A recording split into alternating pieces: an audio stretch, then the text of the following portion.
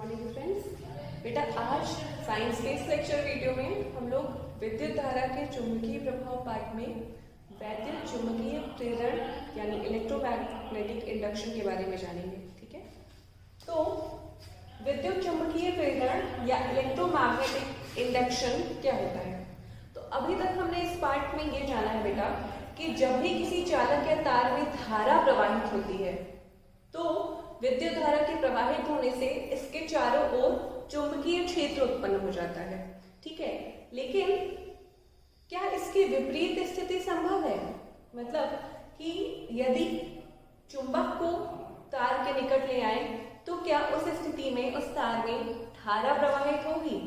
तो जिस प्रकार धारा से चुंबकत्व उत्पन्न हो रहा है, चुंबकीय क्षेत्र उत्पन्न हो रहा है, तो ठीक उसी प्रकार क्या चुंबकीय क्षेत्र या चुंबकत्व के कारण धारा का प्रवाहित होना भी संभव है या नहीं? तो बिल्कुल संभव है बेटा, और उसी को ही हम क्या नाम देंगे? विद्युत चुंबकीय प्रेरण। ठीक है, तो होगा क्या कि चुंबकत्व के कारण या चुंबकीय क्षेत्र के कारण विद्युत धारा प्रवाहित होगी और विद्युत धारा प्रेरित होगी। ठीक है, इंड्यूस होगी, और इसीलिए इसका नाम क्या है? विद्युत चुंबकीय प्रेरण या इलेक्ट्रोमैग्नेटिक इंडक्शन। ठीक है, तो यहाँ पे हम क्या बोल रहे हैं? चुंबकत्व के कारण धारा का प्रेरित होना यानी उत्पन्न होना। ठीक, तो अब इसको समझने के लिए दो क्रियाकलाप, दो एक्टिविटीज की जा सकती है बेटा। सबसे पहले पे ध्यान देंगे तो यहाँ आपको दिख रहा होगा कि यहाँ पे सेल की जगह, बैटरी की जगह इस प्रकार से G लिखा हुआ है। तो G किसको दिखा रहा है बेटा? तो G का मतलब होता है गैल्वेनोमीटर।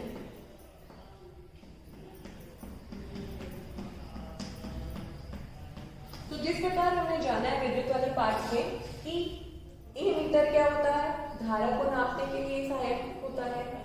वोल्ट मीटर से हम विभवांतर को नापते हैं। उसी प्रकार बेटा किसी भी परिपथ में धारा प्रवाहित हो रही है या नहीं हो रही है, इसकी जानकारी हम उस परिपथ में गैल्वेनोमीटर लगाकर कर सकते हैं।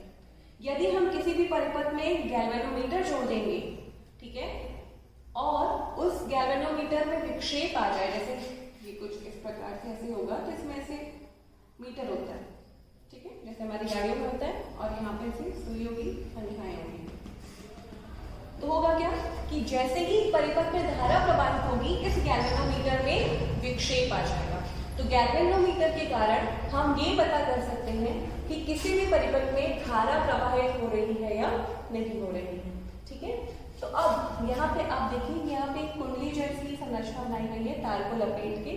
ठीक है, इसमें हमने तार लपेट दिया है और इसको हमने गैल्वेनोमीटर से जोड़ दिया है।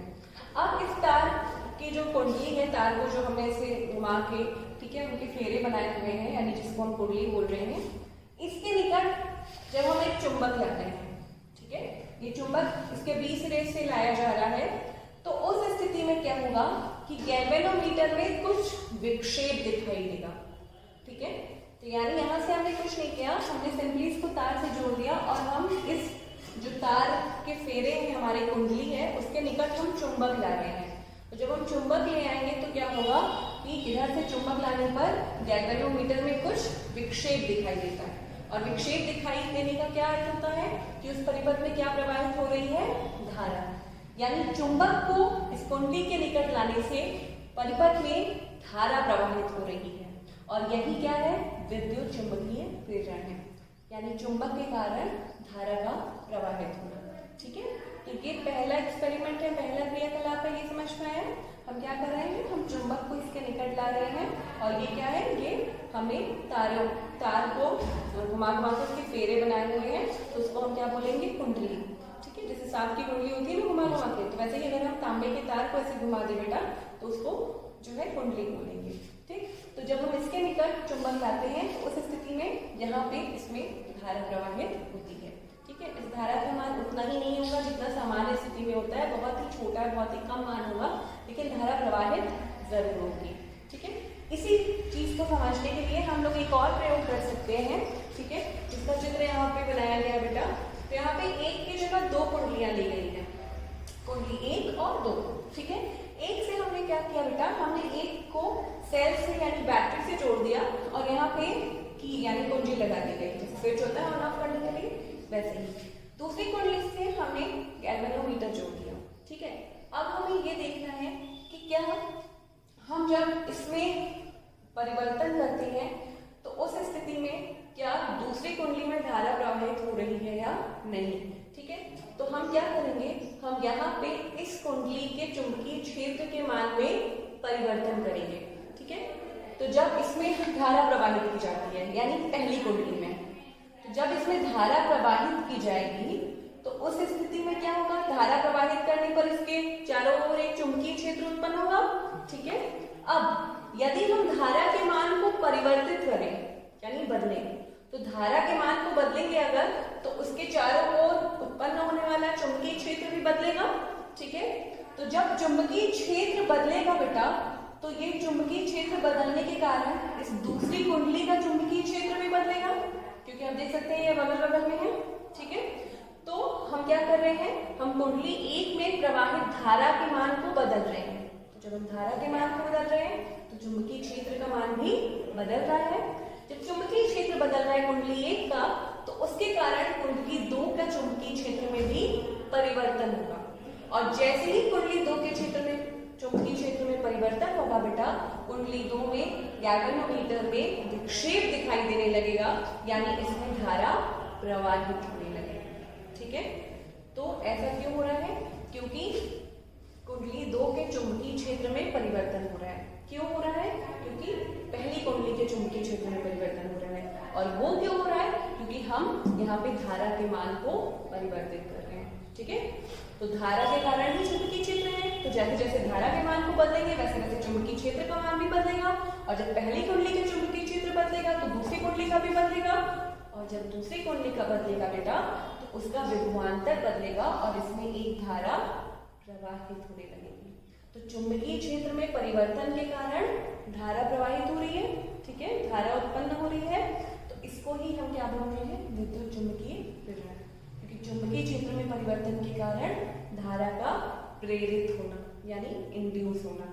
ठीक, तो इन दोनों क्रियाकलापों की सहायता से हम विद्युत चुंबकीय प्रेरण को आसानी से समझ सकते हैं। तो यानी हम क्या कर सकते हैं, हम दो काम कर सकते हैं, दो स्थितियों से हम धारा को प्रेरित कर सकते हैं या प्रेरित धारा उत्पन्न कर सकते हैं। पहली स्थिति कि जब हम, ये हमारा चालक है, इसको हमने स्थिर रखा हुआ है। ठीक है, और हम कर क्या रहे हैं, हम चुंबक को गति करा रहे हैं। ठीक है, अब दूसरी स्थिति में हम क्या कर रहे हैं, हम यहाँ पे चुंबकीय क्षेत्र को परिवर्तित कर रहे हैं।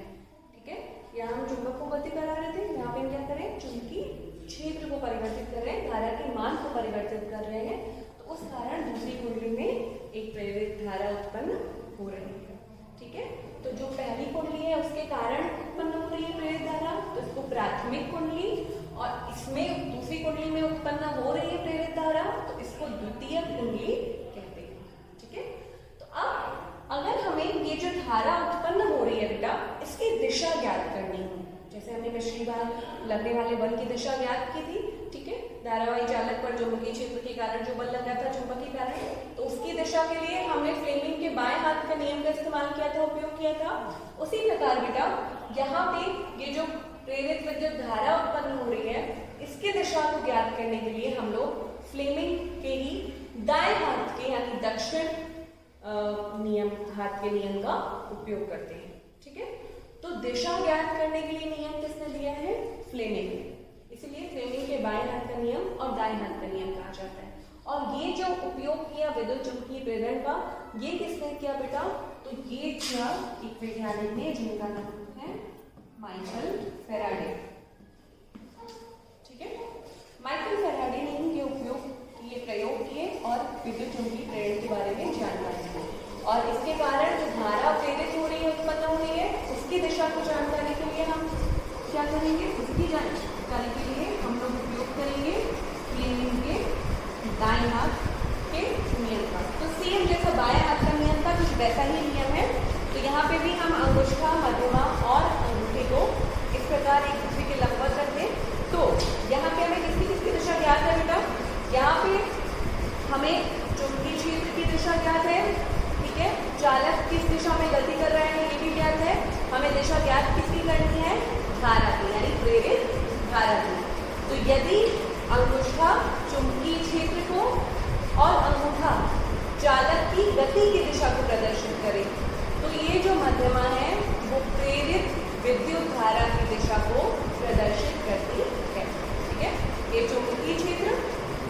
चालक की गति की दिशा, उस स्थिति में मध्यमा प्रेरित विद्युत धारा की दिशा को प्रदर्शित करती है। जब हमने बाएं हाथ का नियम लिया था तो उस स्थिति में क्या था बेटा? उस स्थिति में ये चुंबकीय क्षेत्र था, ये धारा थी, तो ये हमें बल की दिशा को बता रहा था, ठीक है ना। तो ये चुंबकीय क्षेत्र, धारा, उस स्थिति में बल की दिशा ज्ञात कर रहे थे। यहाँ पे क्या है? चुंबकीय क्षेत्र, बल यानी गति की दिशा ज्ञात है। यहाँ पे किसकी दिशा ज्ञात हो रही है? प्रेरित विद्युत धारा। तो इस प्रकार हम फ्लेमिंग के बाएं और दाएं हाथ के नियम के द्वारा चुंबकीय बल की दिशा और प्रेरित विद्युत धारा की दिशा को ज्ञात कर लेते हैं, ठीक है। तो हमने क्या क्या सीखा आज? हमने ये सीखा कि विद्युत चुंबकीय प्रेरण क्या है और जो प्रेरित विद्युत धारा है उसकी दिशा हम किस प्रकार ज्ञात करते हैं, ठीक है। तो यहाँ पे एक चीज और हमें ध्यान में रखनी है बेटा कि विद्युत चुंबकीय प्रेरण यानी प्रेरित विद्युत धारा को उत्पन्न करने के लिए हम लोग दो काम कर सकते हैं, ठीक है।